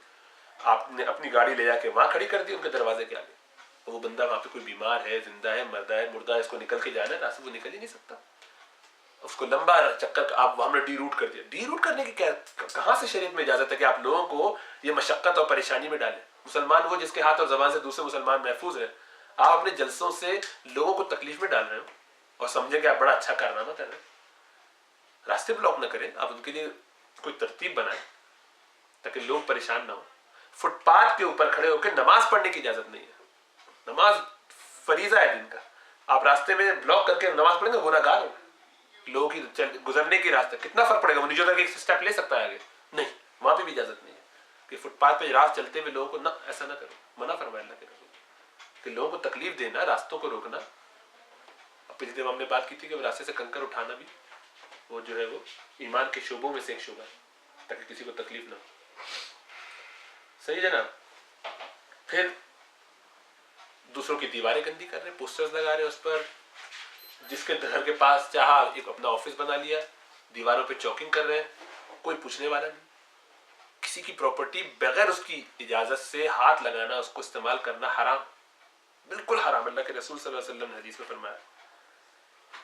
और जनाब कोई है ही नहीं जिसका दिल चाहे कि किसी दूसरे की मिल्कियत को उसकी खुशदिली के बगैर इस्तेमाल करना हलाल नहीं, अल्लाह के रसूल का फरमान। और आप उसकी दीवार पे पोस्टर लगा के चले आते हैं, समझते हैं कि तो मेरा हक है। कहाँ से हक आ गया आपका? उससे पूछा इमाम अबू हनीफा रहमहुल्लाह, उन्होंने तो कर्ज दिया हुआ था एक शाह साहब को, उस साहब के घर में जो दरख्त था उसका साया बाहर आता था, तो बाहर से जब चल के जा रहे थे दोस्तों अपने शागिर्दों के साथ, तो साये से हट के यूं जाने लगे। तो क्या कर रहे हैं? कहने लगे नहीं वो साया उसके घर का है, तो मैं नहीं चाहता कि उसको, चूंकि मैंने कर्ज दिया हुआ है तो वो प्रेशर में हो और मैं उसकी किसी भी चीज से नाजायज फायदा उठाऊं। हालांकि जायज फायदा है, लेकिन फिर भी एहतियात तकवा की इतनी कि नहीं कि मैं उसकी चीजों से फायदा नहीं उठाऊंगा कि कहीं खुदा न खासा ये सूद के दर्जे में ना आए कि वो उतने पैसे वापस कर दे और मैंने इजाफी फायदा भी उठा लिया उससे, मैं उससे एक पाई का भी फायदा नहीं एक्स्ट्रा लेना चाहता। ये आला दर्जे का वरा है और ज़ुहद है, वो तो अपनी जगह है, लेकिन बता रहा हूँ उसको सामने रख के अपने लिए कोई लाया अमल तो तय कर सकते हैं, हल्की कोई चीज कि मेरी जात से चलो मैं किसी को इस तरह की चीजों से फायदा उठा लूँ, लेकिन और तो तकलीफ ना दो। उसने पता नहीं पेंट कराया, उसके पास इतना पैसा है कि दोबारा करा सकता है कि नहीं, आराम से चलेगा, उसको उतारने की भी कोई फिक्र नहीं है, लगा दे तो लगा दे, अब उखड़ेगा कर ले जब भी उखड़ेगा, चौक करके आ गया, उसको दीवार को गंदा करके आ गया और उसके बाद जनाब बैठे हुए। तो यानी आपको किसने यह हक दिया कि दूसरों के घरों की दीवारों को गंदे करते फिरे और उसमें समझे कि आपका हक बन गया? जुल्म है, यह गसब है, किसी की प्रॉपर्टी का, किसी की चीज का नाजायज इस्तेमाल, हराम, बिल्कुल क़यामत में इसकी पकड़ होगी। बिल्कुल नहीं, कोई डैमेज जो भी हो उसके अंदर, उसकी इजाजत के बगैर कोई डैमेज न भी हो, उसकी इजाजत के बगैर आपको उसके दरवाजे के पास गाड़ी खड़ी करना भी, हाल उसका कोई डैमेज न भी हो, कहते नहीं मैं आपको नहीं इजाजत देता, खत्म बात, उससे इजाजत लिए बगैर नहीं कर सकते आप, وہ اجازت دے دے تو الگ بات ہے کہ آپ کی مرضی نہیں چلی ہوئی کہ آپ جس کے گھر بالکل ظلم ہے. اسی طریقے سے ایسے اپنے تعلقات قائم کرنا کچھ اور دوسری ممالک کے لوگوں سے، غیر مسلموں سے یا مسلمانوں سے، جن سے بھی، اور اپنے اس کوز کو آگے بڑھانے کے لیے، اپنی مقصد کو آگے بڑھانے کے لیے، اپنی سیٹیں حاصل کرنے کے لیے، الیکشن فنڈ کے لیے، یا خود پاکستان کے اندر ہوتے ہوئے اپنے ملک میں بڑے بڑے جو وہ ہیں بزنس مین، ان سے سیٹنگ کرنا، پیسے لینا کہ تمہیں اتنا نواز دیں گے، بعد میں کر دیں گے، ابھی ہمیں اتنا مال دے دو، اور جناب اس سے پیسے لے کے غلط اس کے استعمال کو اور اس کو پھیلانا، استعمال کرنا. یہ سب تو ہو گئی. اس کے علاوہ جو دلی بیماریاں، پھر اب یہ ایک دوسرے کے ایسے دشمن بن گئے کہ جیسے میں نے بھی کہیں بلکہ فیس بک پہ کسی نے تذکرہ کیا تو میں نے اس پہ لکھی بھی یہ بات کہ اس طرح کے لوگوں نے لینگویج استعمال کی ہوئی آپس میں کہ لگتا ہے کہ واقعی یہ خون کے پیاسے ہیں ایک دوسرے کے، اور بالخصوص وہ لوگ کہ جن کا وہ تعلق ہی نہیں ہے. تو یہاں پر جو لوگ بیٹھے ہوئے ہیں، ویسٹ میں بیٹھے ہوئے ہیں، آپس میں ایسی ایسی زبان اور لفاظی اور انداز اور گفتار کر رہے ہیں کہ جناب ساری فوکس ہے. تو میں نے کہا آپ نے بڑا احسان کیا مجھ پر کہ مجھے یہ بات سمجھ میں نہیں آتی تھی کہ یہ جو اقبال نے کہا نا کہ کبھی گھوڑا کیا بھگانے پہ جھگڑا نہیں، یا یہ یا غالب ان کا ہے کبھی پانی پلانے پہ جھگڑا، یہ جو کر کے ہے وہ مجھے وہ شعر یاد نہیں آ رہا. یہ جو ہوتا تھا اس زمانے میں حالی کا ہے غالباً، مسدس حالی میں غالباً، تو بہرحال وہ جو بھی اس کے وہ شعر ہے. تو میں نے کہا بھائی مجھے یہ سمجھ میں نہیں آتا تھا کہ کیسے لوگ ایک دوسرے کے خون پیاسے ہو جائیں اور صدیوں ان لوگوں کی نسلوں میں جنگیں چلتی رہیں. اتنی باتیں کہ اس نے گھوڑا مسا آگے کر دیا یا اس نے پہلے پانی کیوں پلایا اپنے جانوروں کو، تو وہ بات سمجھ میں نہیں آتی تھی. اب آگے سمجھ میں کہ جب وہ جاہل لوگ اس زمانے میں یہ کرتے تھے تو آج پڑھے لکھے ڈاکٹرز کی جو کریم ہے، جو ہمارے فیس بک میں جو گروپ ہے، اور جو باقی پڑھے لکھے اور لوگ ہیں ڈاکٹرز کے علاوہ بھی یہاں آئے ہوئے، تو لوگ ایلیٹ ہیں نا، جو تعلیم جو لوگ حاصل کر رہے ہیں وہ پاکستان کی کریم کے لوگوں میں سے، ان میں سے وہ لوگ بیٹھ کے، اور جن کا واپس جانے کا ارادہ ہے یا نہیں ہے، جا نہیں رہے فی الحال، وہ وہاں ہے بھی نہیں، وہ اس پورے الیکشن سے ڈائریکٹلی انفلوئنس ہے بھی نہیں. اتنا یہ ہے کہ خالی سینٹیمنٹس ان کے ہیں، ان کے ساتھ جذباتی تعلق، ہائے میری پارٹی، ہائے میرے لوگ، ہائے میری پارٹی، ہائے میرے لوگ. صرف آپ کا دین، آپ کا اللہ، آپ کا رسول، آپ کی کتاب قرآن، یہ ہیں آپ کے جن کی آپ کی فکر ہونی چاہیے. باقی چیزیں تو ضمنی ہیں. خود ملک بھی آپ کے لیے ضمنی ہونا چاہیے، ان کے بعد ہونا چاہیے. ٹھیک ہے آپ بہت جذبہ رکھیں، اس میں کوئی بری بات نہیں کہ آدمی کو اپنے ملک سے محبت ہو. بالکل اللہ کے رسول صلی اللہ علیہ وسلم نے اس کو کوئی دین کے خلاف نہیں قرار دے کہ آدمی اپنے ملک سے محبت کرے، لیکن ملک کی محبت میں بھی ایک اعتدال، ایک طریقہ تو ہو. اللہ کی محبت، اس کے رسول کی محبت تو ان سب سے اوپر ہے نا، سب سے پہلے وہی ہونا چاہیے. فرمایا تم میں سے کوئی ایمان نہیں لائے گا، لا یؤمن احدکم حتی اکون احب الیہ من والدہ وولدہ والناس اجمعین، جب تک کہ میں یعنی اللہ کے رسول صلی اللہ علیہ وسلم اس کے لیے اس کے ماں باپ، بھائی، اس کی اولاد اور دنیا کے تمام چیزوں سے، تمام لوگوں سے زیادہ محبوب نہ ہو جائے. ہم کہیں آپ سب سے زیادہ محبوب ہیں لیکن ملک ہمارا اپنا ہے، ہمیں ملک سے زیادہ محبت ہے. یہ کیا طریقہ؟ یا میری قوم میری ہے، میں اس سے زیادہ محبت ہے، میری پارٹی اس سے زیادہ، مجھے سب سے زیادہ محبت. صرف یہ اس ترتیب کے ساتھ تو پاکستان کی محبت رکھی ہے، لیکن ان سب کو ہٹا کے پھر یہ پاکستانی محبت، یہ جذباتی بات اور ڈرامے بازی ہے، سوائے اس کے اور کچھ نہیں. یہاں بیٹھے ہوئے ہیں صرف لفاظی کر رہے ہیں، صرف اپنا وقت اور اپنا ٹائم ضائع کر رہے ہیں، باتیں کر کے، لکھ کے، اور نفرتیں پیدا کر رہے ہیں. اللہ کے رسول نے فرمایا من عاد لی ولیا فقد آذنتہ بالحرب، جس شخص نے میرے کسی ولی، میرے دوست سے دشمنی کی، فقد آذنتہ بالحرب، تو میں اس سے اعلان جنگ کرتا ہوں. کل دین میں ان دو باتوں کے لیے یہ آیا، اعلان جنگ کا تذکرہ. وہاں قرآن میں آیا فَإِن لَمْ تَفْعَلُوا فَأْذَنُوا بِحَرْبٍ مِّنَ اللَّهِ وَرَسُولِهِ، اگر تم ایسا کرنا نہ چھوڑو، مطلب اس سے پہلے کی آیت میں سود، اگر تم سود لینا نہ چھوڑو تو فَأْذَنُوا بِحَرْبٍ مِّنَ اللَّهِ وَرَسُولِهِ، تو تیار ہو جاؤ اللہ تعالیٰ سے اعلان جنگ کے لیے، تیار ہو جاؤ اللہ تعالیٰ سے اور اس کے رسول سے جنگ کرنے کے لیے. وہاں یہ فرمایا، ادھر حدیث کے اندر یہ فرمایا کہ جو شخص میرے کسی ولی سے دشمنی کرے،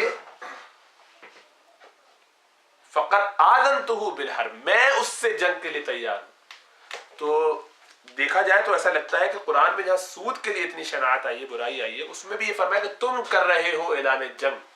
یہاں اللہ تعالیٰ کہتے ہیں میرے ولی سے جو دشمنی کرتا ہے اس کے لیے میں خود نکل کے گویا تیار ہوں اس سے لڑنے کے لیے. اللہ تیار ہو جائے لڑنے کے لیے اور تلوار لے کے گویا لڑنے آ جائے. ظاہر بات ہے ساری باتیں سمجھانے کی حد تک حدیث کے الفاظ کے معنی یہ ہیں، ہمیں آپ کو سمجھ میں آ جاتا کہ اللہ اگر آپ کے اللہ کی رحمت نہ ہو تو ہم سانس نہیں لے سکتے.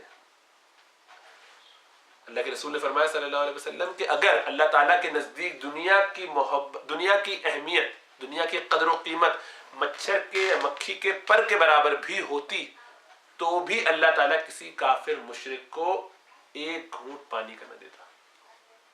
اتنی بھی اہمیت نہیں اللہ کے نزدیک. تو یہ اللہ کی رحمت جو ہے اس کی بیس پہ ان کا کام چل رہا ہے. غیر مسلم بھی آسانی سے رہ رہے ہیں، مزے کر رہے ہیں، اللہ کے نزدیک اتنی بھی اہمیت نہیں ہے. تو کہتے چھوڑو جس کا جو حال ہے، چلو چلتے مخلوق. لیکن اور اللہ کی اگر رحمت ہٹ جائے تو ہم سانس نہ لے سکیں. وہ تو رحمت ہٹنا مسئلہ نہیں ہے، بلکہ یہ کہ اللہ تعالیٰ کے اوپر سے عذاب آئے، اللہ تعالیٰ لڑنے کے لیے ہمارے ساتھ آ جائے، اللہ تعالیٰ ہم سے اعلان جنگ فرما دے. کیا حال ہوگا انسان کا؟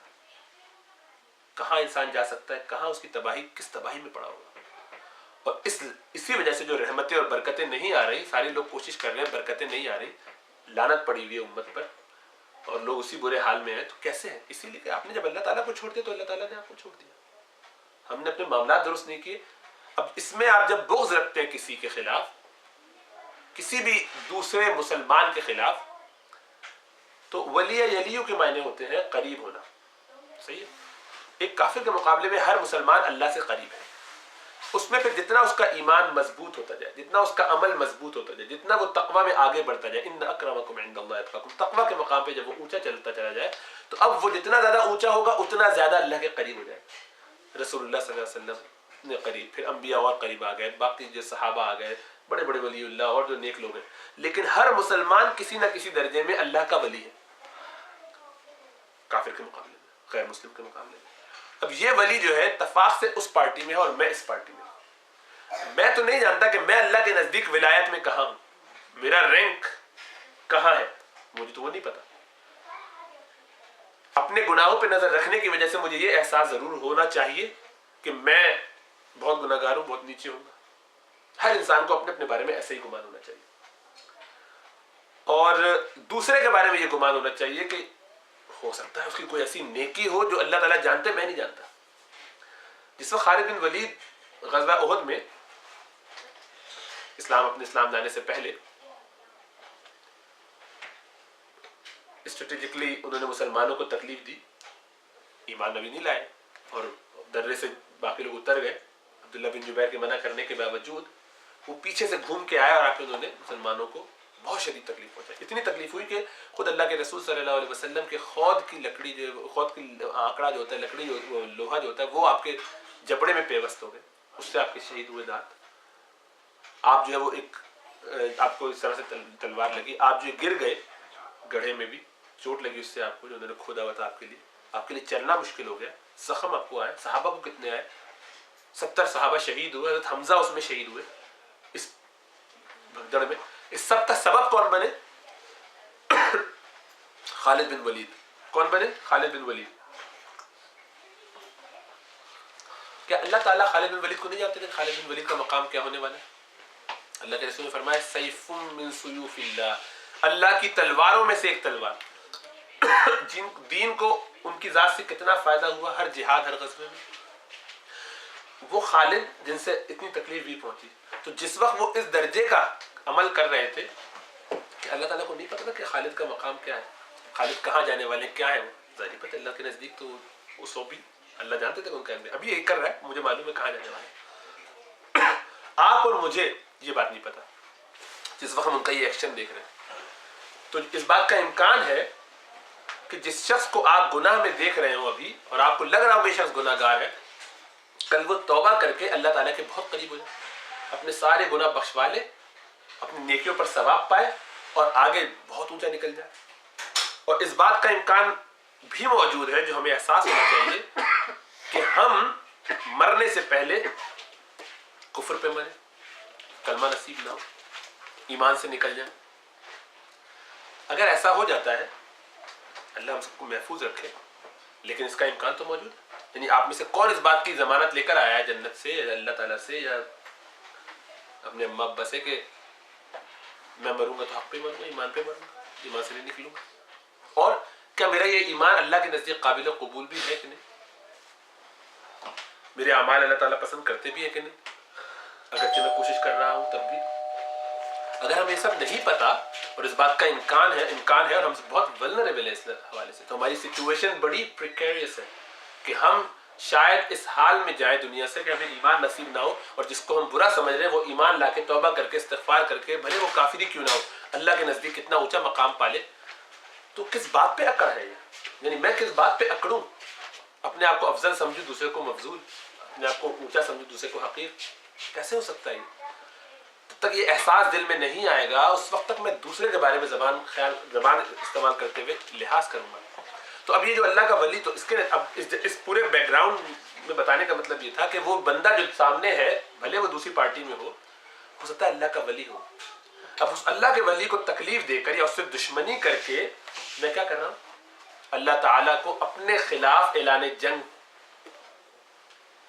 की तरगीब दे रहा हूँ, यानी अपने आप को इस बात का मुस्तहिक बना रहा हूँ कि या अल्लाह तू मेरे खिलाफ ऐलान जंग कर, क्योंकि मैं तेरे इस वली से दुश्मनी रखता हूँ। तो बड़े बड़े अकाबिरीन को छोड़ के आम इंसानों से भी कितना खतरनाक खेल है। हाँ, किसी का गुनाह, उस गुनाह से नफरत करना अलग बात है, किसी का बड़ा बुरा अमल, उस अमल से नफरत करना बिल्कुल ठीक बात है। कुफ्र से, शिर्क से, बिदअत से, गुनाहों से, उसने करप्शन किया, उसने ये किया, उसने कत्ल किया, जो कुछ जिसने किया, लेकिन उस शख्स से पर्सनली लिहाज करना चाहिए, एहतियात करना चाहिए, इल्ला ये कि आपको यकीन हो कि जो बात मैं समझता हूँ वाकई ऐसा है। एक कोई वाक़या कहीं हो गया, किसी ने कोई दफा गलती कर दी, कभी आपने कोई सुन लिया, उसको सारी जिंदगी लेके पीट रहे हैं, उसी पे क़यामत तक इमारत तामीर की चले जा रहे हैं, लोगों को फाड़ रहे हैं, आपस में एक दूसरे के लिए नफरत दिला रहे हैं। तो सारी बातें इसी पे करनी है कि उसकी नफरत इसके दिल में आ जाए और उसको बढ़ाते जाइए, आग लोगों के दरमियान फैलती रहे और नफरतें ऐसी हो जाए कि लोग कभी करीबी ना आ सके और उसको बड़ी अपनी कामयाबी समझे कि हमने बड़ा अच्छा काम किया, और उसके बावजूद एहसास ये हो कि हम सबसे बेहतरीन लोग हैं। कुरान कहता कुल हल उनब्बिउकुम बिल अखसरीन अअमाला, कुल हल नुनब्बिउकुम बिल अखसरीन अअमाला, सूरह कहफ की आखिरी आयत में से है। कुल हल नुनब्बिउकुम बिल अखसरीन अअमाला अल्लज़ीना ज़ल्ल सअयुहुम फिल हयातिद दुनिया व हुम यहसबून अन्नहुम युहसिनून सुनआ, कि ए नबी सल्लल्लाहु अलैहि वसल्लम कहिए कि क्या मैं तुम्हें इस बात की खबर दूं, ये बात बताऊं कि आमाल के लिहाज से सबसे ज्यादा नुकसान में कौन रहा? वो शख्स कि जिसकी दुनिया की सारी तगोदो, दुनिया की सारी कोशिशें राह रास्त से हटी रही, गलत काम में रही, और वो समझता रहा कि मैं तो सब कुछ ठीक कर रहा हूँ, वही समझता रहा कि मैं तो बिल्कुल ठीक काम कर रहा हूँ, ये जो मेरा रास्ता है बिल्कुल ठीक है, मैं सही लोगों को वोट दे रहा हूँ, मैं सही काम कर रहा हूँ, मेरा अमल बिल्कुल ठीक है, मैं हक के साथ हूँ, बाकी सारे बातिल हैं, बाकी सब शैतान है, मैं ही सबसे, इस जज्बे के साथ लगा हुआ मेहनत कर रहा है, सारी तगोदो उसने इसमें लगा दी। फरमाया वहुम यहसबून अन्नहुम युहसिनून सुनआ, वो समझता ये रहा या समझते रहे ये लोग कि हम ही सब कुछ ठीक है। अल्लाह ताला फरमाते हैं कि यही सबसे ज्यादा नुकसान है कि जो अपने तई अपने आप को ऐसा समझते हैं, हक से हटे हुए समझते अपने आप को हक पर। जब तक इस बात का एहसास नहीं होगा कि हमें अपने इल्म की इस्लाह करनी है, हमें इल्म सीखना है, अपनी नॉलेज को ठीक करना है, और साथ साथ अमल अपना ठीक करना है, और साथ साथ अपनी नीयतों को और दिल की बीमारियों को दूर करना है, उस वक्त तक मामला दुरुस्त नहीं होंगे। पढ़े लिखे लोगों से बात करने का फायदा मैं ये समझता हूँ कि अगर यहाँ से शुरू करेंगे तो ये अपने अपने हलकों में अपने अपने लोगों में औरों को बताएंगे, 400-500 लोग जो भी सुने, 10 लोग सुने, ये अपने 10 लोगों को और बताएं, वो इस तरह से बात फैलाएं। बहुत सारे जाहिल लोगों से या आम आदमियों से जो बेचारे तालीम याफ्ता नहीं है, जिनको शायद इतनी भी उर्दू समझ में ना आती जितनी मैंने इसमें इस्तेमाल की, जारी बात है आदमी कहाँ से लाए वो सादा से अल्फाज, वो बड़ी विजडम की बात है, वो बड़ी एक सलाहियत की बात है, बाद लोगों में होता है, अल्लाह ताला उनको अता फरमाते हैं, अल्लाह ताला दीन का काम लेते हैं जिनसे। लेकिन ये पढ़े लिखों से बात करने का मकसद ही ये है कि ये थोड़ा सा सीख लें, समझ लें और इनको फिर आगे बताएं, और अपने अपने ज़बान में अपने अपने अंदाज से लोगों को सिखाएं, बताएं, जो उसमें गलत है उससे अल्लाह ताला हमें बचने की तौफीक अता फरमाए, मेरे नफ्स की शरारत हो, और जो इसमें अल्लाह ताला ने खैर की बात कहलवाई है, अल्लाह ताला हमें तौफीक दे कि हम उसको सीखें और समझें। तो ये दिल की जो बीमारियां हैं, हसद इसी तरह से, उसको जीतता देख रहे हैं तो दिल में हसद आ रहा है, उसके ज़्यादा ये क्या हुआ, अल्लाह करे उसके नंबर कम हो जाए, मेरे ज़्यादा हो जाए, इस पूरे जज्बे और इस एहसास के साथ बैठे हैं। हसद को फरमाया कि ये तो ऐसी बीमारी है कि जैसे कि लकड़ी आग को खाती है, इस तरह नेकी को खा जाती है, जैसे लकड़ी आग को खा जाती है, उसी तरीके से ये हसद, जेलसी, एनवी आमाल को खा जाती है, کھا جاتا ہے, حسد کھا جاتا ہے اعمال کو اس طریقے سے, کما تأکل النار الحطب. اور پھر یہ احساس کہ بخشنا نہیں, معاف نہیں کرنا, ایٹیٹیوڈ ایسا بن جاتا ہے. الیکشن ہو گئے, اب اس کے بعد وہی باتیں, وہی لگانا, اس نے یہ کیا, اس نے یہ کیا, وہ ساری باتیں, ساری تگودو, صبح شام یہی میڈیا پہ بھی مستقل یہی, فورمز میں بھی مستقل یہی, ایک دوسرے کی ٹانگیں کھینچنے پہ. تو یہ ایٹیٹیوڈ کہ معاف کیا جائے لوگوں کو, اس کا جذبہ ہونا چاہیے. حضرت ابو بکر صدیق رضی اللہ تعالیٰ عنہ, ان کا ایک کزن, ان کے کزن تھے جو بدری صحابی تھے, مصطح. انہوں نے بدر کے جنگ میں اور بعد میں بھی سارے غزوات میں حصہ لیے, بڑے ایک نیک صحابی تھے.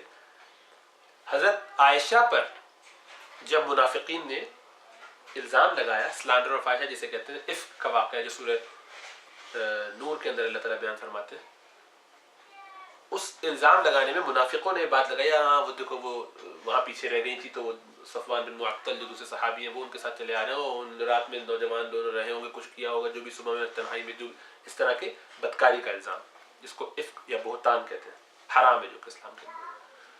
اس کی سزا ہے 80 کوڑے. جو شخص کسی پر یہ الزام لگائے بغیر تحقیق کے, تحقیق بھی اکیلے کی نہیں, 4 گواہوں کے بغیر, 4 مرد گواہ ہونے چاہیے جنہوں نے یہ عمل اپنی آنکھوں سے دیکھا ہوا ہو, وہی صرف اس بات کی گواہی دے تو پھر ہو سکتا ہے. اور عمل کا مطلب یہ نہیں کہ ایک ساتھ دیکھے, کمرے میں دیکھ لیا, پوری تفصیل کے ساتھ انٹرکورس کرتے ہوئے اپنی آنکھوں سے دیکھیں پرسنلی, 4 لوگ ایک وقت میں.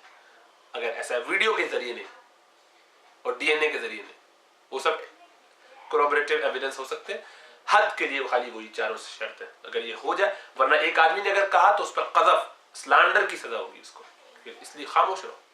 بہرحال انہوں نے, یہ منافقین نے جب یہ شور مچایا, اللہ کے رسول صلی اللہ علیہ وسلم پریشان ہو گئے, وہی کا انتظار کرتے رہے. اچھا, اس میں سارے تو منافقین تھے, 3 صحابہ کرام کی بھی زبان اس میں, انہوں نے بھی 1-2 دفعہ یہ بات کہی, شاید ایسا کر لیا. اس طرح کی جو بات ہوتی ہے نا, کبھی کبھی سن کے لوگ اس بات کو ریپیٹ کر دیتے ہیں, کہہ دیتے ہیں. اس میں مصطح اتفاق سے انہوں نے بھی کہا, اور 2 صحابی اور جو تھے, حسان بن ثابت جو شاعر رسول ہیں, اور حضرت زینب بنت جہش جو اللہ کے رسول صلی اللہ علیہ وسلم کی زوجہ ہیں, ان کی بہن تھی حمنہ بنت جہش, ان کی زبان سے نکل گئی. تو ان 3 لوگوں نے یہ بات کی, حمنہ اور انہوں نے. اور حضرت عائشہ کے بارے میں جب وحی آئی ہے, اس میں پھر اللہ تعالیٰ نے وضاحت کی کہ نہیں, ایسا نہیں, تو بالکل سبحانہ کہا تھا بہتان العظیم, تم لوگوں نے ایسا کیوں نہیں کہا کہ یہ بہتان ہے, یہ غلط ہے, سب کچھ. اللہ تعالیٰ نے ان کی برات کا اعلان کیا, اور اللہ کے رسول صلی اللہ علیہ وسلم اس سے بڑے خوش ہوئے, بڑے معاملات درست ہوئے. لیکن اس میں پھر تفصیل اس کے واقعے کو کبھی اور بیان کروں گا, بہت خوبصورت, اور بس سیکھنے کے بہت سارے اس میں فوائد ہیں اس واقعے کے اندر, جو بخاری مسلم سب میں موجود. اس میں انہوں نے یہ کیا کہ جو مصطح ہیں, اب کسی کے بھی بیٹی کے ساتھ کوئی شخص یہ کرے, جھوٹا الزام لگا دے, یا لگانے والوں میں ایک آدھ بات کہہ دے, باتیں بنا دے, ٹیل کیرنگ جیسے کہتے ہیں, تو نمیمہ. اب کیا کرے گا, آپ کیا کریں گے میری بیٹی کے ساتھ, اور میری بیٹی بھی ایسی پاک جس کی پاکی کا اظہار اللہ تعالیٰ قرآن میں کر رہے ہیں رہتی دنیا تک. دیکھیں, مریم علیہ السلام پر جب الزام لگایا تھا تو پاکی کا اظہار کس نے کیا تھا, عیسیٰ علیہ السلام بیٹے نے, چھوٹے سے بچے نے گود میں بیٹھ کے, ہے نا. یوسف علیہ السلام پہ جب الزام لگایا تھا تو قرآن کہتا ہے کہ جو وہاں پہ ان کے قوم, یعنی ان لوگوں میں جو محل میں اس جگہ پر تھے, ان میں سے کسی نے ان کی گواہی دی کہ نہیں, بعض روایتوں میں شاید وہ بچہ ہو, بہرحال کسی شخص نے جو ان کے تھا اسی میں سے انہوں نے کہا کہ نہیں, میں گواہی دیتا ہوں ان کی دیانتداری کی, صفائی پاکی کی. اللہ کے رسول صلی اللہ علیہ وسلم کی زوجہ پر جب یہ الزام لگا تو اللہ تعالیٰ نے خود گواہی دی پرسنلی. یہ ان کا مقام ہے حضرت عائشہ کا, جو سمجھنا چاہیے جن لوگوں کو نہیں سمجھ میں آتا, اور جو اپنی جہالت میں اور اپنی خباستوں میں پڑے ہوئے ہیں, ان کو چاہیے کہ آنکھیں کھولیں, دھوکے سے نکلیں, تاکہ قیامت میں اپنی آخرت تباہ نہ کریں. جو وہی بات کہ من عاد علی ولی جن والی, کہ اللہ کی ولیہ کے لیے دل میں کوئی بوجھ رکھ کے اپنے ایمان کو تباہ کرنے والی بات, تو اللہ کی لعنت آئے گی, اللہ ہم پر رحمت فرمائے. بہرحال تو یہ انہوں نے بھی یہ کیا, بھی ایسی میری بچی کو تم نے مہینے تک تکلیف میں رکھا, 1 مہینے بعد وہی آئی ہے, تم نے ایسا کیا. انہوں نے کہا کہ میں تو یہ حضرت مصطح کو ماہانہ وظیفہ دیا کرتے تھے, فائنینشیل سپورٹ. انہوں نے کہا میں اب تمہیں پیسے نہیں دوں گا, اب تم نے ہمارے ساتھ ایسا کیا, اب کیا کریں یار, کم از کم اتنا تو حق رکھتے ہیں کہ نہیں دے. وہ فرض تو نہیں, ہم اللہ کو خوش کرنے کے لیے تمہاری خدمت کرتے تھے, اب نہیں کر سکتے, ہماری بڑی تکلیف ہوئی ہے.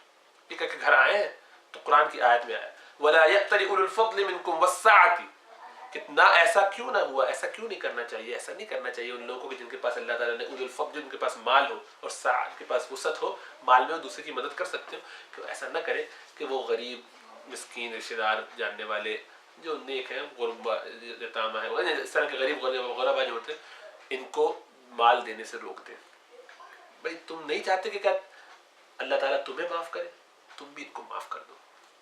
جہاں یہ فرمایا کہ الا تحبون ان یغفر اللہ لکم, کہ تم نہیں چاہتے کہ اللہ تمہیں معاف کرے, حضرت ابو بکر صدیق بھاگے وہیں سے, چادر اپنی صحیح سے وہ بھی نہیں پہنی کہ وہ کندھے والی, وہ گھسٹتی جاتی تھی اور بھاگتے جاتے تھے, یا اللہ میں چاہتا ہوں, یا اللہ میں چاہتا ہوں تو مجھے معاف کرے, یا اللہ میں نے بھی معاف کیا, یا اللہ میں نے معاف کیا. بھاگتے بھاگتے اسے دروازہ کھٹایا, اس سے ہاتھ پہ جوڑ کے معافی مانگی اور کہا کہ جی تمہارے مہینے کا خرچہ دوبارہ میں آئندہ کبھی قیامت تک اس کو بند نہیں کروں گا, مجھ سے غلطی ہوگی. یہ ہے جذبہ, کسی کی غلطی کو اس طرح سے معاف کرنا, یہ اعلیٰ درجے کی مثال ہے, یہ اعلیٰ درجے کی مثال ہے.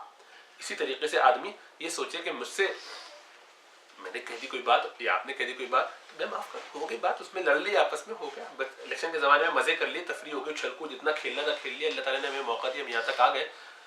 اب توبہ استغفار کریں ان باتوں پہ جو غلطی ہوئی, ایک دوسرے کو معاف کریں, دلوں میں وسعت پیدا کریں. اس کو حق و باطل کا جنگ کی جنگ اور مارکہ کفر و الحاد اور اس کو یا خیر و شر نہ بنائے, اس کو بدر کا میدان نہ بنائے. اس کو یہی رہنے دیں کہ ہاں کچھ مسلمان ہیں جو آپس میں ہیں, اختلافات رکھتے ہیں, ان اختلافات کو رکھیے, علمی طور پر رکھیے اور اس کو طریقے سے ڈسکس کیجیے اور ڈیل کیجیے. نظریاتی اختلاف میں اختلاف کوئی مذاقہ نہیں, لیکن اس کی وجہ سے آدمی حدوں سے باہر نہ نکلے. یہاں بھی تو آپ نے دیکھا ہوگا, ویسٹ میں بھی تو ہوتے ہیں الیکشن, لوگ باتیں کرتے ہیں, کہہ دیتے ہیں دوسرے کے خلاف بات, غلط ہوتی تو اس کو ریٹریکٹ بھی کرتے ہیں, واپس بھی لے لیتے ہیں, اور کوشش کرتے ہیں کہ اسٹیٹسٹکس کے ساتھ صحیح دلیل کے ساتھ آئیں. ہمارا دین جب ہمیں 1400 سال پہلے بتا چکا ہے کہ اب ان جاءکم فاسق بنبأ فتبینوا, کہ دیکھو اگر کوئی آ کے تمہیں کوئی بات کہے اور اگر وہ دینداری میں اس کا مقام نہ ہو, فاسق ہو یعنی گناہ گار, عام دنیا دار ہو, ٹرسٹ وردی آدمی نہ ہو, تو اس کی بات کی پہلے تحقیق کرو. یہاں کیا حال ہے, ایک میسج ٹیکسٹ آپ کے پاس ٹیکسٹ میسج آیا, وہ دنیا جہاں میں SMS ہو رہا ہے, وہ حق ہے کہ غلط ہے کہ خلاف شرع ہے, جو بھی چیز ہے بغیر تحقیق کے کس نے کہا اٹھا کے اڑا دیا. اسی طریقے جو علم آیا وہ اٹھا کے آگے بتا دیا, جو بات آئی بغیر تحقیق کے آگے پھیلا دی. اس کے بارے میں ہمیں یہ بات پتہ چلی فلاں کتاب میں ایسے اٹھا کے پھینک دی. احتیاط کرنی چاہیے, چیک کریں, تحقیق کریں اور پھر بتائیں. اپنے کندھے پر اضافی بوجھ نہ لیں, ہمارے اپنے اعمال ویسے اتنے زیادہ خطرناک ہیں جو ہمیں شاید بخش پانے میں کافی نہ ہو, اللہ کی رحمت ہم تک نہ آ پائے, کو جا کے ہم اس کے بدلے کے ہم یعنی اس کے برعکس ہم اور بہت سارے بلا ضروری بیگیجز آف کفر و شرک اور الحاد و گمراہی اٹھا کے اپنے کندھوں پہ لیے پھریں, کہ دوسروں کی گمراہیوں کے اٹھا کے. احتیاط کرنا چاہیے. اللہ تعالیٰ ہمیں توفیق دے. یہ تھوڑی سی کچھ گزارشات میں نے اس لیے کر دی کہ سمجھ میں نہیں آ رہا کہ کس طرح سے بات کریں. واقعی اس وقت ایسا دماغ عجیب و غریب معاف ہوا ہے کہ کیا ہو رہا ہے یہ امت میں, کیا کر رہے ہیں لوگ. اچھی بات ہے کہ لوگوں کو جذبہ ہے, نکل رہے, کوشش کر رہے ہیں, لیکن اس کوشش میں اپنے اعتدال کو نہ چھوڑیں. حق کی بات نہ کریں, آپ کے حق کی بات کے خلاف کوئی بات نہ کریں. عدل اسی کا نام ہے. اور جب ہم لوگ خود ظلم کرتے ہیں اس طریقے سے دوسروں کے بارے میں, تو اللہ تعالیٰ ہم پر اور قوموں کو مسلط کر کے ہمیں اسی طرح سے مظلوم بناتے ہیں. یعنی ہم پر پھر وہ ظلم کیا کرتے ہیں. ہمارے حکمران ہم پر ظلم اسی لیے کرتے رہے کہ ہم آپس میں ایک دوسرے کے ساتھ اس طریقے کے معاملات کرتے ہیں کہ ایک آدمی کو پھر ظلم سے بچیں, تاکہ آپ کی زبان سے, آپ کے ہاتھ سے کسی کو تکلیف نہ ہو, اور ہم ایمان پر اپنے خاتمے کی امید رکھیں. ورنہ پتہ نہیں اللہ تعالیٰ کا عذاب اگر آئے تو امت پتہ نہیں کہاں سے کہا جائے گی. اللہ تعالیٰ ہمیں توفیق دے کہ ہم اپنے ذرا سا ویک اپ ہوں, ذرا سا جاگیں اور اپنے آپ کو ذرا سا سدھارنے کی کوشش کریں. الیکشن کے بعد بات کرنے کا فائدہ شاید یہ ہے کہ اب جذبات ٹھنڈے ہیں, اس وقت کوئی حق و شر کا, حق و باطل کا کوئی مقابلہ نہیں ہے, تو اب ذرا سنجیدگی کے ساتھ, ٹھنڈے دل کے ساتھ ان تھوڑی سی گزارشات پہ غور و خوض کر کے سوچیں آپ نے کہاں کیا غلطی کی ہے, اس پر توبہ کریں اور آگے اس کو کیا اصلاح کر سکتے ہیں اس کی فکر کریں, اور ایک دوسرے کو ہیلپ آؤٹ کریں.